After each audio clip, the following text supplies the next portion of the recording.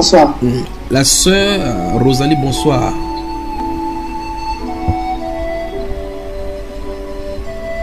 Bonsoir à notre... Je crois que la sœur Rosalie, là, son micro doit être fermé. Bonsoir à notre sœur Albertine. Bonsoir, frère Junior. Bonsoir, frère Junior. La sœur José Pérez, bonsoir. Bonsoir, bien-aimé frère. Bonsoir, shalom. Que le Seigneur vous bénisse. Que le, Seigneur... le frère Valérie, bonsoir. Bonsoir, frère Junior. Bonsoir. Malgré la distance, malgré les embouteillages, j'ai tenu que je vais me connecter aujourd'hui pour travailler avec vous, pour qu'on puisse travailler. J'espère que vous n'êtes pas fatigué. Amen. Amen. Alors, j'ai passé par ici et puis je me proposais à dire seulement quelque chose par rapport à l'époque que nous sommes en train de vivre et ce qui nous attend.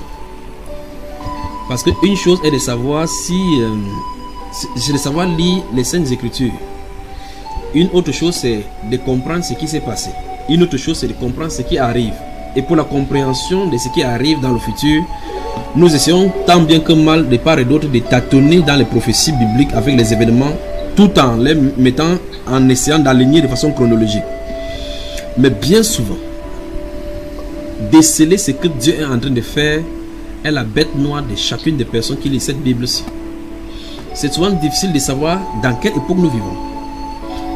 Et ce que Dieu est en train de faire, c'est-à-dire quoi? Quel est son programme maintenant? Alors je passerai par chez vous ce soir pour dire, même s'il y a le froid, pour dire exactement ce par quoi nous sommes en train de nous préparer. Nous sommes en train d'amorcer une phase terrible de l'histoire de l'humanité qui va amener beaucoup de désastres et beaucoup de désordres. Et ces désordres, c'est pour amener un nouveau ordre qui sera sur la scène, prophétisé dans les Saintes Écritures et dont les amateurs de ces choses-là ont construit cela depuis la première déclaration à l'issue du 11 septembre, où ils ont mis la machine en place pour mettre cela. Et de l'autre côté, donc, le Seigneur se prépare donc à déverser la dernière pluie sur ses saints en vue de les rassembler pour le grenier. Voilà donc l'enjeu. Voilà donc l'enjeu. Voilà l'enjeu qui est devant nous. Voilà l'enjeu. Quelle époque périlleuse. Quelle mission dangereuse. Dans cette époque, c'est de vivre sans l'Esprit de Dieu. De s'aventurer sans l'Esprit de Dieu. Parce que Satan sortira des challengers avec son esprit. Ou un de son esprit durant ce moment, c'est pour challenger ceux qui s'appellent appeler les chrétiens. Voilà.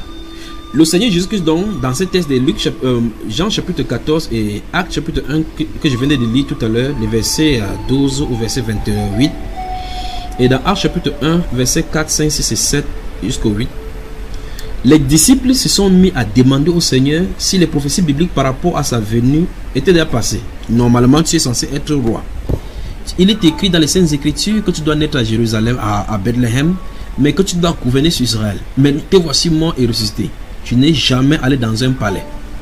Qu'advient-il du royaume d'Israël? Un certain moment que tu rétabliras le royaume d'Israël. Le Seigneur a dit, votre moment n'est pas de comprendre, votre problème n'est pas de comprendre les temps et les circonstances et les moments que Dieu a fixé sa propre autorité. Donc le temps ne nous appartient pas. Le maître des temps et des circonstances contrôle les temps, contrôle les circonstances. Pour vous, vous avez à vivre ce qui est destiné pour vous, dit-il. Pour vous, vous recevrez la puissance. Votre rôle dans cet état des choses, c'est de recevoir la puissance du Saint-Esprit et témoigner. Point. Sonder et connaître les époques, ce n'est pas votre affaire. Pour vous, ce n'est pas de savoir quand est-ce que le royaume va venir, quand est-ce que vivez juste le royaume. Permettez que l'auteur du royaume vous utilise, tout simplement, dit-il. Mais vous recevrez une puissance lorsque le Saint-Esprit surviendra sur vous et vous serez mes témoins à Jérusalem, en Samarie et jusqu'aux extrémités de la terre. Mais au verset 4 et 5, il dit, attendez à Jérusalem. C'est sur ce que veut baser donc l'exhortation de ce soir. L'exhortation de ce soir dans l'attente de la manifestation.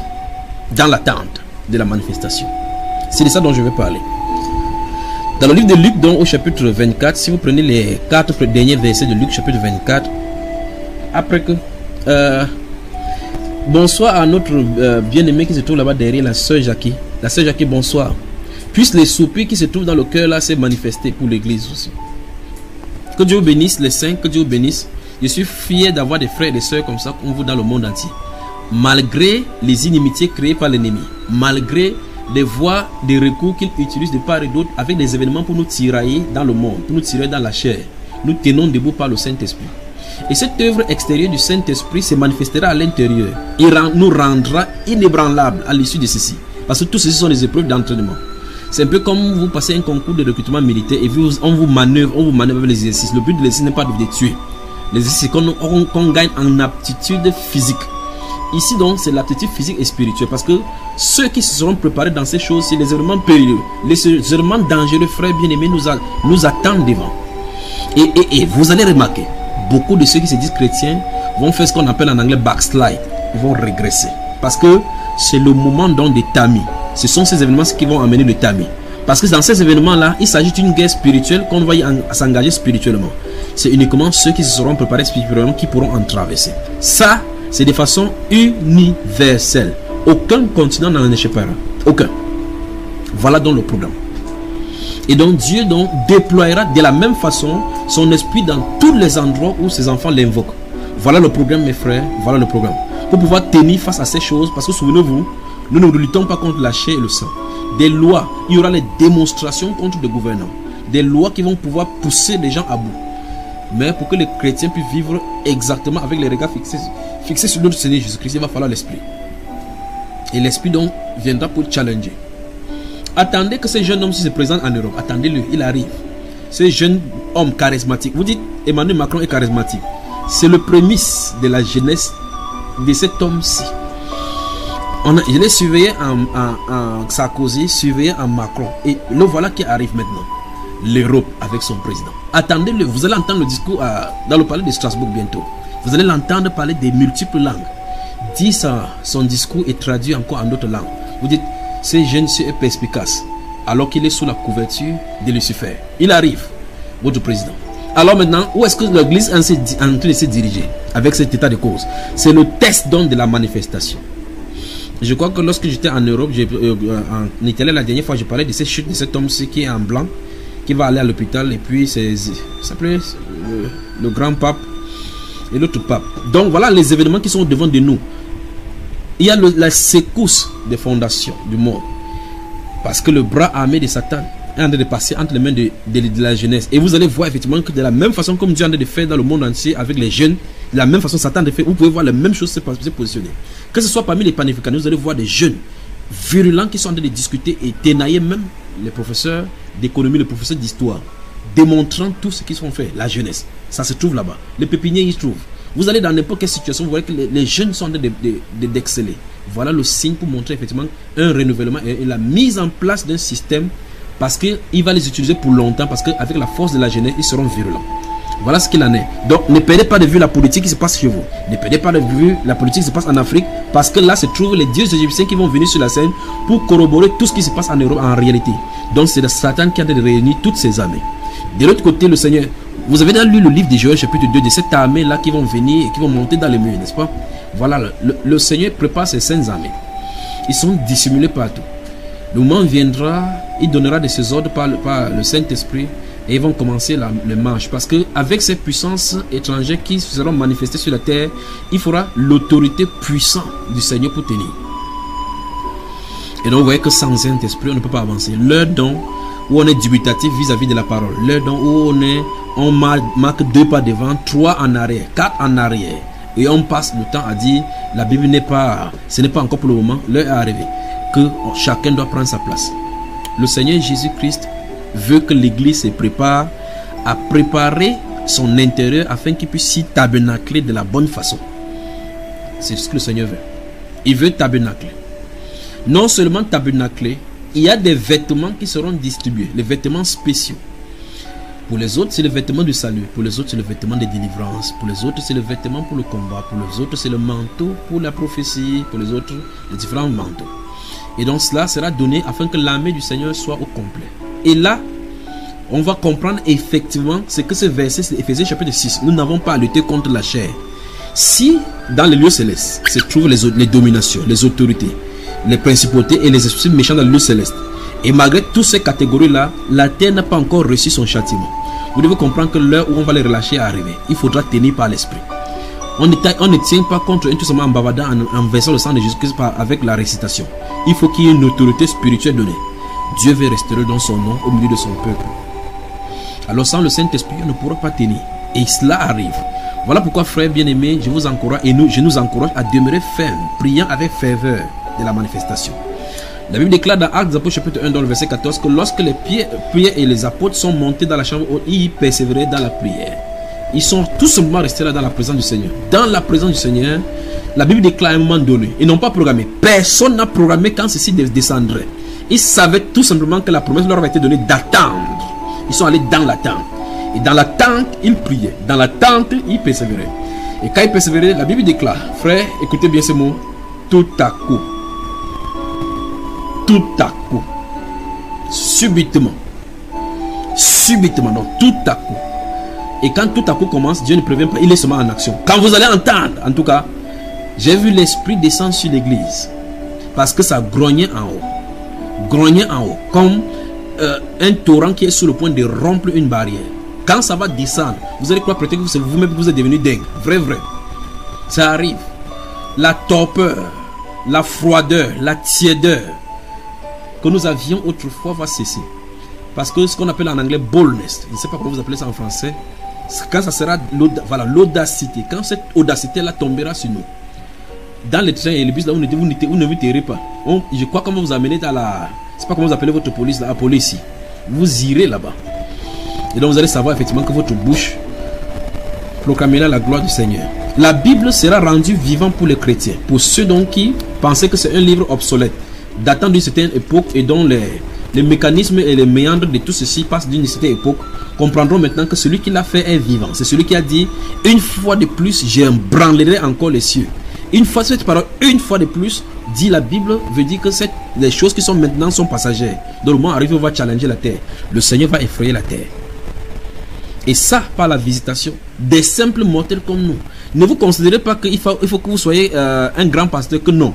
C'est justement un cœur disposé. Dans le verset 15 du chapitre 14, que je viens de lire, le verset Jean, il dit, si vous m'aimez, gardez mes commandements. Si vous m'aimez, gardez mes commandements. Et puis il continue au verset 16, et moi j'ai prié le Père, et vous enverrez notre consolateur. Tout simplement, gardons le commandement et attendons la promesse du Père, dit-il. Alors, et moi j'ai prié le Père, et il vous donnera un autre consolateur. Je parle donc dans l'attente de cela. Dans l'attente de cela, qu'est-ce qu'il faut faire? Il faut demeurer dans la prière, sonder ses voies, éloigner ce qu'il faut éloigner. Surtout enlever la désobéissance, parce que la désobéissance c'est l'un des points forts qui éloigne le Saint-Esprit de nous pour nous visiter. La désobéissance. Si l'église n'avait pas été dans Babylone depuis longtemps, on se serait dans l'enlèvement. Mais justement parce que l'église se trouve enfuie dans Babylone, Dieu prend le temps de tailler, nettoyer, envoyer les trompettes pour sonner, secouer, afin qu'on puisse sortir de Babylone. Lorsqu'on sort de Babylone maintenant, il commence le processus de déchirure des manteaux de Shinéar. Sinon, l'ennemi ce sera au milieu de nous et nous ne pourrons pas aller combattre. Nous perdrons 36 membres comme le fils Israël. Parce que ceux-ci sont allés au combat, ils ont touché ce qui est interdit et gagné au milieu de l'assaut, au milieu du peuple. On ne peut pas garder des manteaux de Shinéar, des choses dévouées par interdit au milieu de nous et espérer une victoire de la part du Seigneur.